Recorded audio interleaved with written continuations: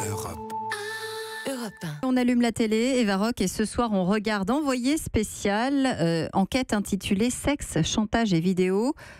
Qu'est-ce que c'est que cette histoire ? Alors il faut que vous imaginiez la scène, il est 20h30, télé russe, sur les écrans il y a quand même 10 millions de téléspectateurs qui découvrent des parties de jambes en l'air entre un ancien Premier ministre de Poutine et une militante opposée au régime, ou alors encore deux femmes batifolant avec un homme d'affaires dans une chambre d'hôtel.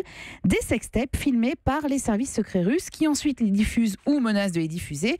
Des dossiers compromettants devenus des armes d'humiliation massive et qui sont donc appelés les compromates.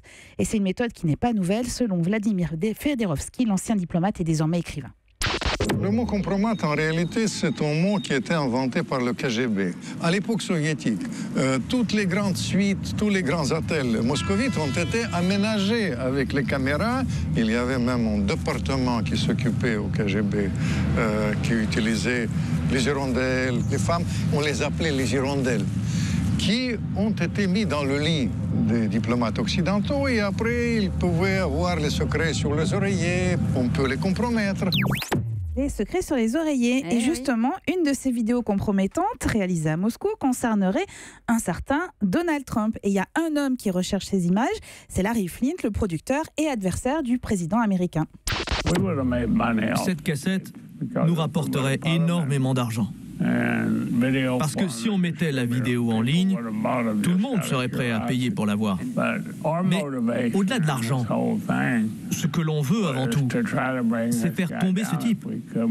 Trump est nuisible à notre pays. Il est un danger pour nos démocraties. Je dirais que ce type est un abruti. Oui, parce que l'intention, c'est vraiment de déstabiliser, et souvent dans des dossiers politiques. Alors Tristan Walex, qui signe cette enquête édifiante, parvient surtout à démontrer comment ces compromates sont parfois montés de toutes pièces. C'est ce qui est arrivé à un Français, Johan Barbero, ancien directeur de l'Alliance française et accusé d'actes à caractère sexuel sur sa fille. Dans le journal de 6 heures, vous avez sans doute entendu Mathieu Bock qui nous racontait le cauchemar vécu par ce Français qui a préféré fuir avant son procès, au cours duquel il a été condamné par contumace à 15 ans de camp.